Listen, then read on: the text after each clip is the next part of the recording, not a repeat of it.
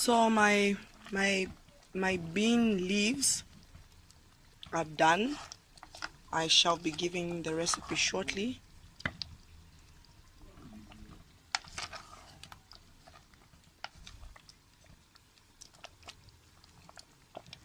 These are menso. So I'm going to grate an onion. Palast fie another become onion. Then go pick up so that kids kakwate coffee flavor palasti.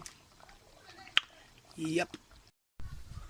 So this is how I did my chimpapila. I got the leaves and separated them from the stalk. I plucked them out, plucked the leaves. Then I put water on a brazier. Then shiakaba ya vira no kuvira. Then I na suka to chimpapila na suka. Vambi chimpapila leaves bara fubulura.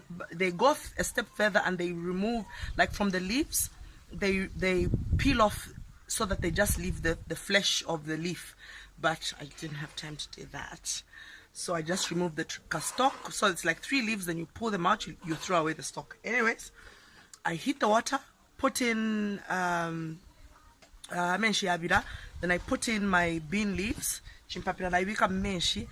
Mumenshi, before nabika menshi nabika ko 2 salt. Mumenshi, a bit of salt in the water. Then I put my chimpapila there and I cover. Then it heats up. I don't like to cover veggies, but I do it just so that it quickens up the process. So when that cooks, I then get onion and tomato. I always start with onion in all my food. So you put onion, then you put a tomato, then you cover so that the tomato just kind of, cooks. You stir in, give it about 5 minutes.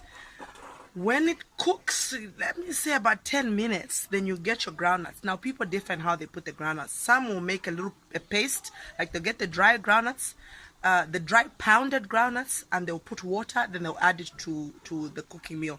I just put the dry pounded groundnuts on top of the veggies. I sprinkle it on, then I cover, because when I stir it, I feel quite premature.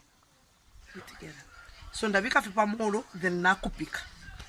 Once that is done, I will stir and stir and stir and stir until at least I can tell that it's okay, done. Then I'll get bicarbonate of soda. They usually sell these because I didn't have sensible ones. You know what? So you get bicarbonate of soda for okra.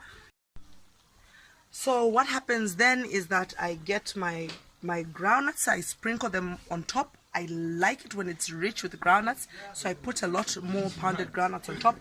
Cover, it simmers down. When it simmers down, I stir it. It will still have a bit of water.